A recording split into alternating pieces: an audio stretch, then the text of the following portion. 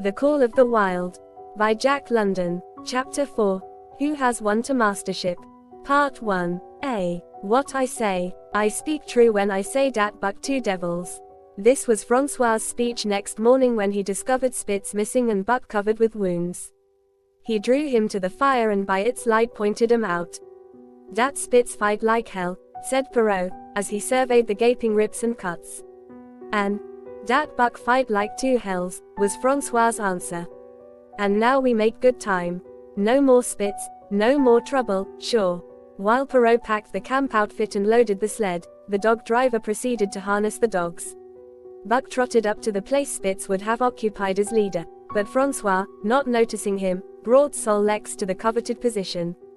In his judgment, Sol Lex was the best lead dog left. Buck sprang upon Sol Lex in a fury, driving him back and standing in his place. Francois cried, slapping his thighs gleefully. Look at dat buck, him kill dat Spitz, him think to take de job. Go. Way. Hook. He cried, but Buck refused to budge. He took Buck by the scruff of the neck, and though the dog growled threateningly, dragged him to one side and replaced Sol Lex. The old dog did not like it, and showed plainly that he was afraid of Buck. Francois was obdurate, but when he turned his back, Buck again displaced Sol Lex, who was not at all unwilling to go. Francois was angry. Now, by gar, I fix you, he cried, coming back with a heavy club in his hand. Buck remembered the man in the red sweater, and retreated slowly, nor did he attempt to charge in when Sol Lex was once more brought forward.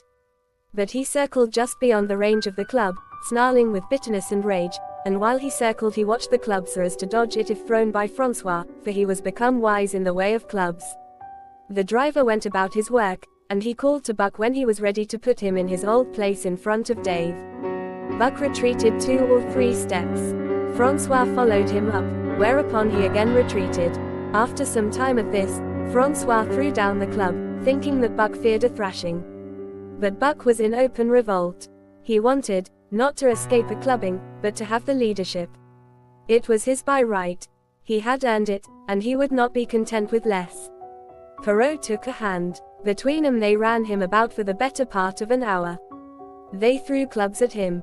He dodged. They cursed him, and his fathers and mothers before him, and all his seed to come after him down to the remotest generation, and every hair on his body and drop of blood in his veins, and he answered curse with snarl and kept out of their reach. He did not try to run away, but retreated around and around the camp, advertising plainly that when his desire was met, he would come in and be good. Francois sat down and scratched his head. Perrault looked at his watch and swore. Time was flying, and they should have been on the trail an hour gone. Francois scratched his head again. He shook it and grinned sheepishly at the courier, who shrugged his shoulders in sign that they were beaten. Then Francois went up to where Sol Lex stood and called to Buck. Buck laughed, as dogs laugh, yet kept his distance. Francois unfastened Sol Lex's traces and put him back in his old place. The team stood harnessed to the sled in an unbroken line, ready for the trail. There was no place for Buck save at the front. Once more Francois called, and once more Buck laughed and kept away. Throw down de club, Perrault commanded. Francois complied, whereupon Buck trotted in, laughing triumphantly, and swung around into position at the head of the team. His traces were fastened, the sled broken out, and with both men running they dashed out onto the river trail. Highly as the dog driver had forevalued Buck, with his 2 devils, he found, while the day was yet young, that he had undervalued. At a bound Buck took up the duties of leadership, and where judgment was required, and quick thinking and quick acting, he showed himself the superior even of Spitz, of whom Francois had never seen an equal. But it was in giving the law and making his mates live up to it, that Buck excelled. Dave and Sol Lex did not mind the change in leadership. It was none of their business. Their business was to toil, and toil mightily, in the traces. So long as that was not interfered with, they did not care what happened. Billy, the good-natured, could lead for all they cared, so long as he kept order. The rest of the team, however, had grown unruly during the last days of Spitz, and their surprise was great now that Buck proceeded to lick them into shape. Pike, who pulled at Buck's heels, and who never put an ounce more of his weight against the breastband than he was compelled to do, was swiftly and repeatedly shaken for loafing, and ere the first day was done he was pulling more than ever before in his life. The first night in camp, Joe, the sour one, was punished soundly, a thing that Spitz had never succeeded in doing. Buck simply smothered him by virtue of superior weight, and cut him up till he ceased snapping and began to whine for mercy. The general tone of the team picked up immediately. It recovered its old-time solidarity, and once more the dogs leaped as one dog in the traces. At the Rink Rapids 2 native huskies, Teak and Kuna, were added, and the celerity with which Buck broke them in took away Francois's breath. "Never such a dog as dat Buck," he cried. "No, never. Him worth $1,000, by gar. Eh, what you say, Perrault?" And Perrault nodded. He was ahead of the record then, and gaining day by day.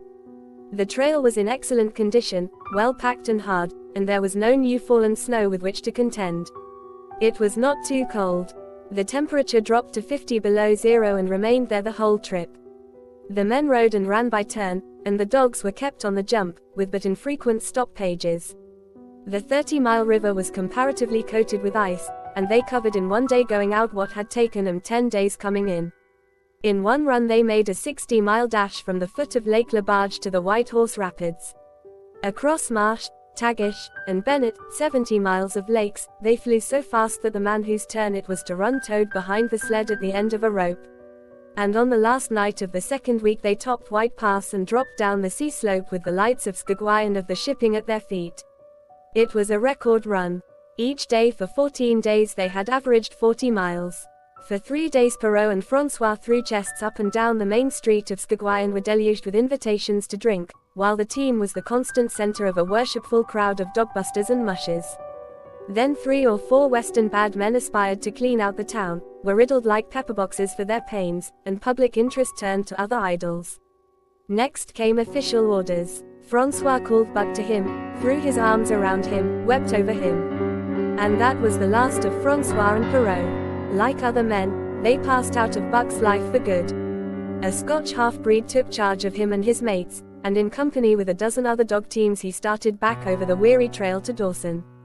It was no light running now, nor record time, but heavy toil each day, with a heavy load behind, for this was the mail train, carrying word from the world to the men who sought gold under the shadow of the pole.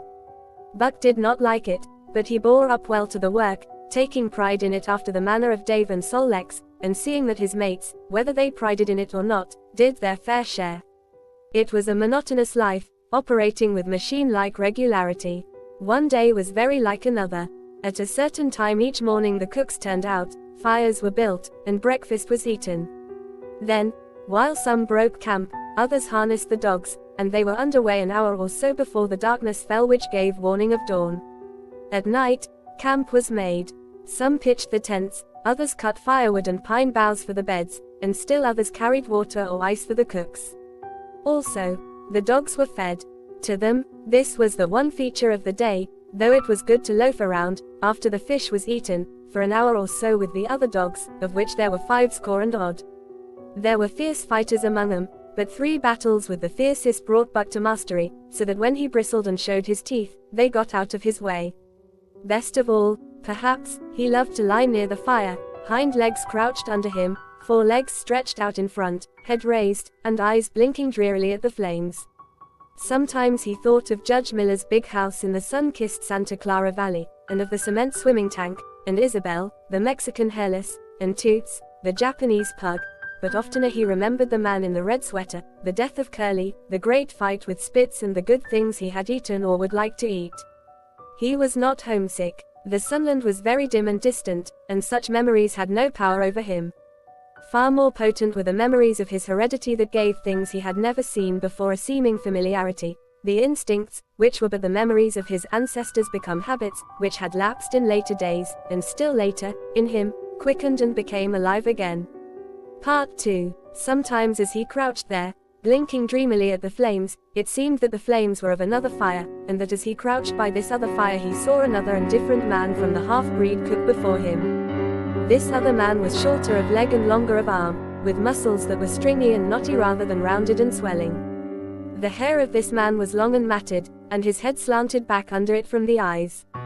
He uttered strange sounds, and seemed very much afraid of the darkness, into which he peered continually, clutching in his hand, which hung midway between knee and foot, a stick with a heavy stone made fast to the end. He was all but naked, a ragged and fire-scorched skin hanging partway down his back, but on his body there was much hair. In some places, across the chest and shoulders and down the outside of the arms and thighs, it was matted into almost a thick fur. He did not stand erect, but with trunk inclined forward from the hips, on legs that bent at the knees. About his body there was a peculiar springiness, or resiliency, almost cat-like, and a quick alertness as of one who lived in perpetual fear of things seen and unseen. At other times this hairy man squatted by the fire with head between his legs and slept. On such occasions his elbows were on his knees, his hands clasped above his head as though to shed rain by the hairy arms. And beyond that fire, in the circling darkness, Buck could see many gleaming coals, 2 by 2, always 2 by 2, which he knew to be the eyes of great beasts of prey.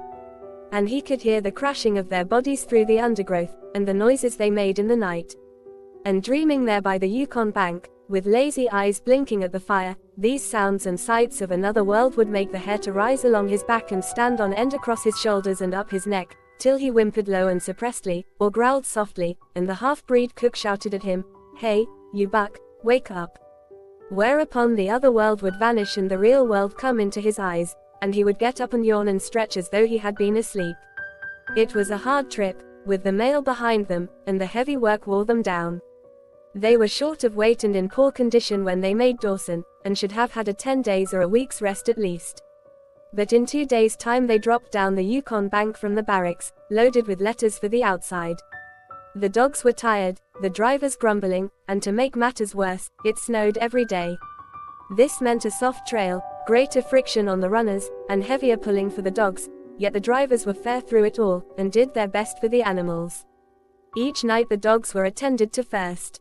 They ate before the drivers ate, and no man sought his sleeping robe till he had seen to the feet of the dogs he drove.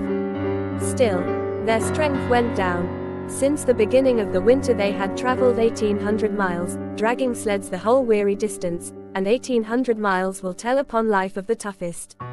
Buck stood it, keeping his mates up to their work and maintaining discipline, though he too was very tired. Billy cried and whimpered regularly in his sleep each night.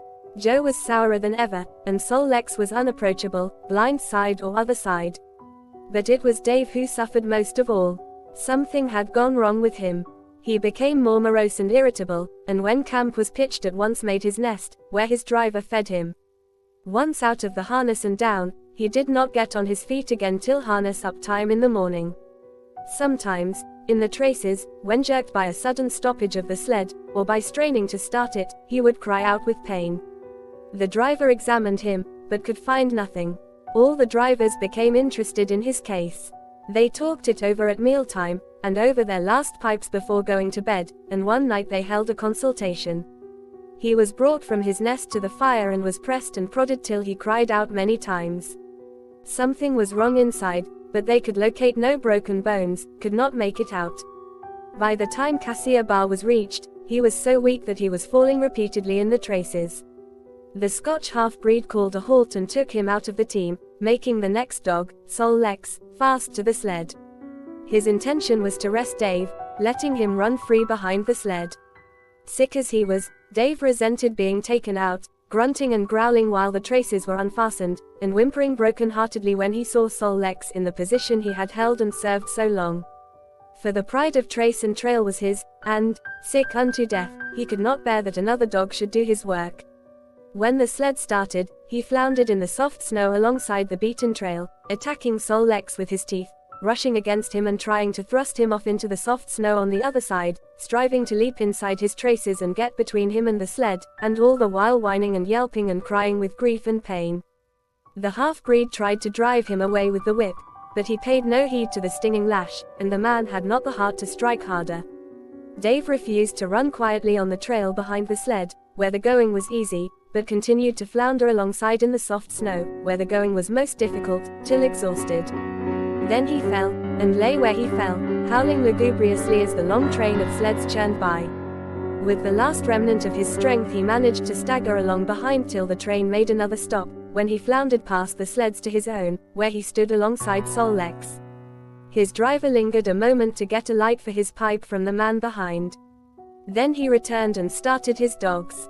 They swung out on the trail with remarkable lack of exertion, turned their heads uneasily, and stopped in surprise. The driver was surprised, too. The sled had not moved. He called his comrades to witness the sight. Dave had bitten through both of Sol Leks's traces, and was standing directly in front of the sled in his proper place. He pleaded with his eyes to remain there. The driver was perplexed. His comrades talked of how a dog could break its heart through being denied the work that killed it, and recalled instances they had known, where dogs, too old for the toil, or injured, had died because they were cut out of the traces. Also, they held it a mercy, since Dave was to die anyway, that he should die in the traces, heart easy and content. So he was harnessed in again, and proudly he pulled as of old, though more than once he cried out involuntarily from the bite of his inward hurt. Several times fell down and was dragged in the traces, and once the sled ran upon him so that he limped thereafter on one of his hind legs. But he held out till camp was reached, when his driver made a place for him by the fire. Morning found him too weak to travel. At harness-up time he tried to crawl to his driver. By convulsive efforts he got on his feet, staggered, and fell. Then he wormed his way forward slowly toward where the harnesses were being put on his mates. He would advance his forelegs and drag up his body with a sort of hitching movement, when he would advance his forelegs and hitch ahead again for a few more inches. His strength left him, and the last his mates saw of him he lay gasping in the snow and yearning toward them, but they could hear him mournfully howling till they passed out of sight behind a belt of river timber. Here the train was halted. The Scotch half-breed slowly retraced his steps to the camp they had left. The men ceased talking. A revolver shot rang out. The man came back hurriedly. The whips snapped, the bells tinkled merrily, the sleds churned along the trail, but Buck knew, and every dog knew, what had taken place behind the belt of river trees.